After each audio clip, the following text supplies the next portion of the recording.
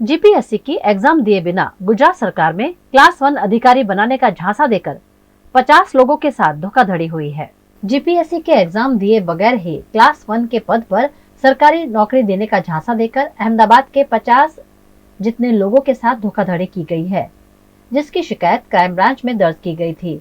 इस मामले 4 आरोपियों को गिरफ्तार कर कानूनी कार्यवाही की गई है, जिसकी जानकारी एसीपी भरत पटेल द्वारा दी गई।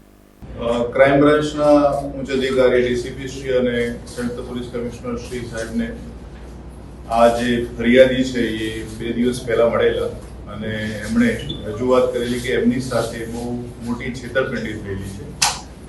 અંદાજે 3.5 કરોડ રૂપિયાની છેતરપિંડી ફરિયાદી તથા એમના મિત્રોની સાથે મળીને થયેલી છે।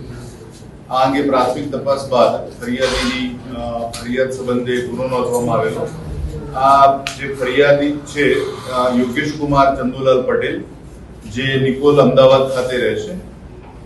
યોગેશ પટેલ જે છે ફરિયાદી એ એમકોમ એલએલબી સુધીનો અભ્યાસ કરેલો છે એમણે, અને જીએસટી કન્સલ્ટન્ટ અને સીએ ના લગતું કામ કરે છે।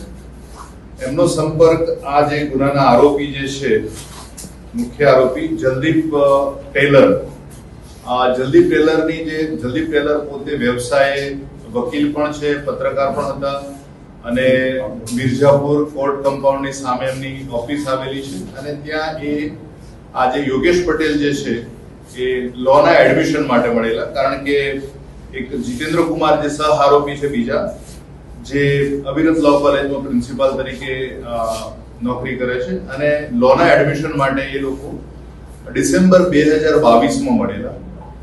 એ વખતે જ્યારે એડમિશન વગેરેની વાત થઈ ત્યારે એમણે વાત કરી કે તમે ઘણા સમયથી આ સરકારી નોકરી માટેના પ્રયત્નો કરો છો, એટલે ફરિયાદીને એ લોકો એ રીતે વાત કરી કે શરૂઆતમાં એમની પાસે ડેપ્યુટી મામલતદાર તરીકેની નિમણૂક એમને મળી જશે અને એના માટે એમણે અમુક રકમ આપવી પડશે। એટલે શરૂઆતમાં એમણે ફરિયાદી પાસેથી યોગેશ પટેલ પાસેથી 25 લાખ રૂપિયા મેળવ્યા, અને ત્યારબાદ થોડો સમય વીત્યો અને એણે જ્યારે યાદ કર્યું કે મારી નિમણૂકનું શું થયું, એટલે એમણે આ ત્રણેય જે પ્રકારે એમણે જે આખું ગુનાહિત કાવતરું રચેલું હતું એના ભાગરૂપે એમણે એવું કીધું કે હવે તમને ડેપ્યુટી મામલતદાર નહીં પણ ડેપ્યુટી કલેક્ટર તરીકેની નિમણૂક આપીશું, અને એના માટે તમારે અમને 2.25 કરોડ રૂપિયા આપવાના થશે।